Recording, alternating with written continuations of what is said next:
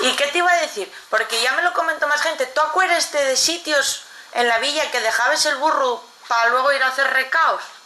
O sea, como apartaderos para guardarlos. Yo cuando no lo sabía, sí, pero yo nunca llevé burro, no tenía.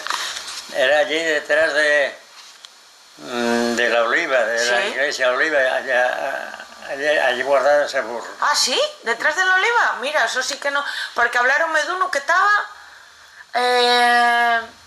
como para fuera al caño, como tirando para Mandi. Hablaronme de uno ahí, pero el de la oliva no me lo habían dicho. Yo acuérdame porque bien burros ahí metidos, hay un poco patio, además que hay un poco patio, sí. Pues estaba lleno. Aquel llenábase de burros. Ah, mira tú. A los miércoles. Y del pueblo, de arriba, bajaban y yo teníamos unos prados a la vera debajo de la carretera. Sí. Y estábamos con los vaques, estábamos viendo pasar los burros, el burro, cuál era mejor, cuál era peor. Ibais testando a ver quién tenía mejor ganado, sí. Y conocíamos, y decíamos, mira, esta allí, la calista, esta allí no sé quién, conocimos muy bien, algunos. Qué bueno. Pues juntábamos lo más. Sí.